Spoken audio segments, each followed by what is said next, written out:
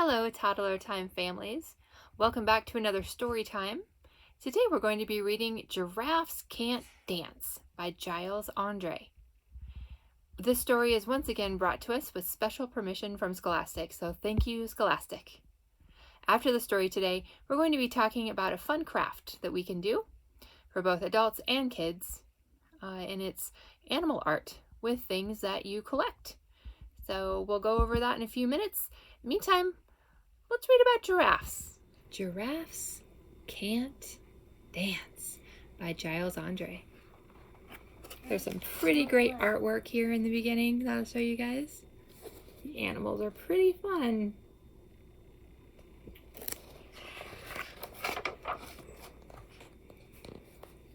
Alright, so we're out here on the savannah. Gerald was a tall giraffe whose neck was long and slim, but his knees were awfully crooked and his legs were rather thin. He was very good at standing still and munching shoots off trees, but when he tried to run around, he buckled at the knees.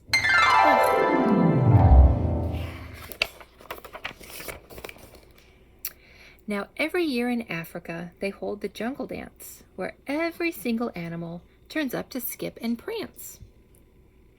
And this year, when the day arrived, poor Gerald felt so sad, because when it came to dancing, he was really very bad.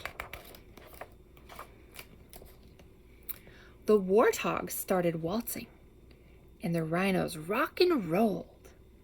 The lions danced a tango that was elegant and bold. The chimps all did a cha-cha with a very Latin feel. And 8 baboons then teamed up for a splendid Scottish reel. Gerald swallowed bravely as he walked toward the floor. But the lions saw him coming and they soon began to roar. "Hey, look at clumsy Gerald," the animals all sneered. "Giraffes can't dance, you silly fool. Oh, Gerald, you were so weird."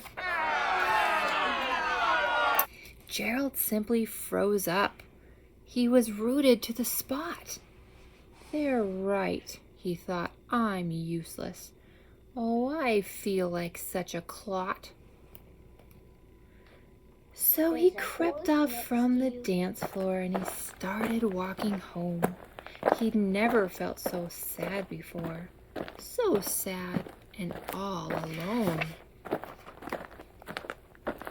Then he found a little clearing and he looked up at the sky. "The moon can be so beautiful," he whispered with a sigh.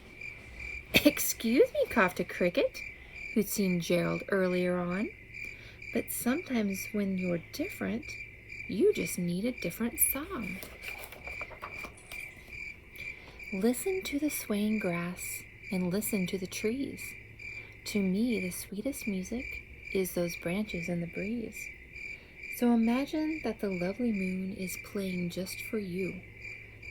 Everything makes music if you really want it to. With that, the cricket smiled and picked up his violin. Then Gerald felt his body do the most amazing thing. His hooves had started shuffling, making circles on the ground. His neck was gently swaying and his tail was swishing round.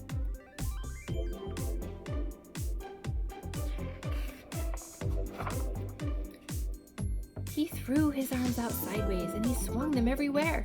Then he did a backward somersault and leapt up in the air. Gerald felt so wonderful. His mouth was open wide. "I am dancing, yes, I'm dancing, I am dancing," Gerald cried. Then one by one each animal who'd been there at the dance arrived while Gerald boogied on and watched him quite entranced. They shouted, "It's a miracle! We must be in a dream. Gerald's the best dancer that we've ever seen." "How did you learn to dance like that? Please, Gerald, tell us how."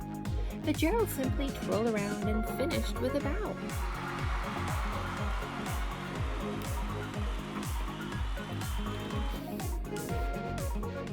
Then he raised his head and looked up at the moon and stars above.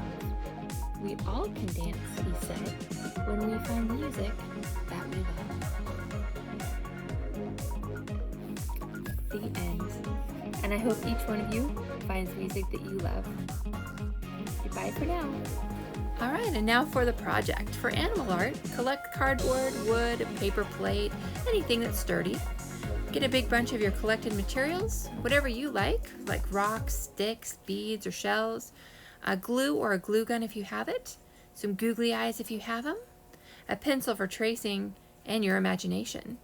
Take the pencil and outline whatever animal you want. You can see here that we did a little fawn. And then inside the outline, place your collected materials like your rocks or shells. And then use a googly eye if you have it to complete it. Let it dry, and you have an art project. So have fun, use your imagination, and feel free to share your creations. All right, guys, have a great week. We'll see you next time.